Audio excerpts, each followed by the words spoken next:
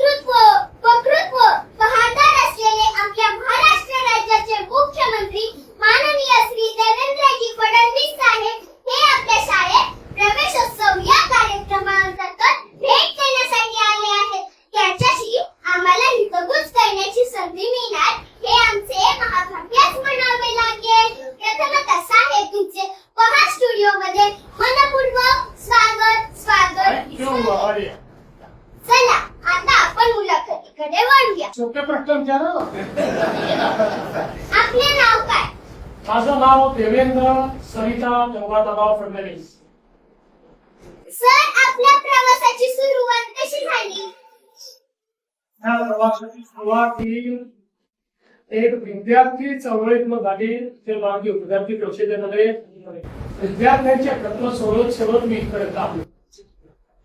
आपल्या सामाजिक कामात कोणती मोठी आव्हाने आली आणि त्यातून आपण कसे मार्ग काढले?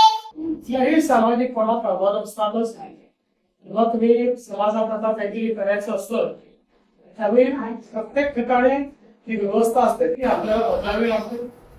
व्यवस्था बदलताना त्याच्यामध्ये अडचणी येतात. पण आपल्यासमोर किती मोठे आदर्श आहेत. छत्रपती शिवाजी महाराजांचा आदर्श आहे. तिथे स्वराज्याची स्थापना केली. त्यांना स्वराज्याची स्थापना करताना मुलाची लढावं लागलं, काही तुम्हाला स्वकीयाची लढावं लागलं.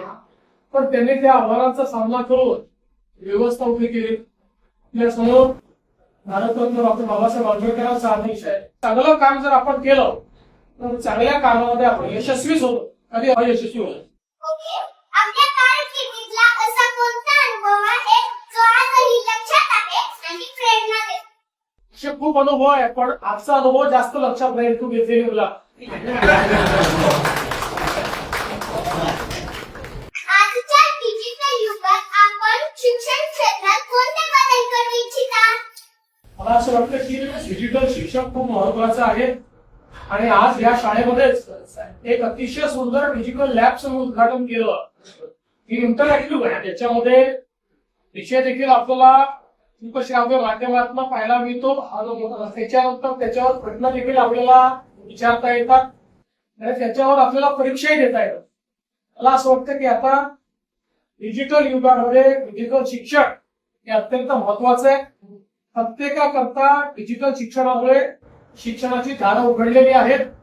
जगातली कुठली गोष्ट ही आता आपल्याला शिकता येते. त्यामुळे मला असं वाटतं की आपल्या शाळेतल्या आता जे डिजिटल लॅब आहे तुमच्यापैकी प्रत्येकाने त्या डिजिटल लॅब मध्ये जाऊन डिजिटल शिक्षण घ्यायचं. थँक्यू सर, तुमचा मौल्यवान वेळ दिल्याबद्दल खूप खूप थँक्यू. धन्यवाद. थँक्यू. तुझा पण मौल्यवान वेळ दिल्यानंतर तिथे आला.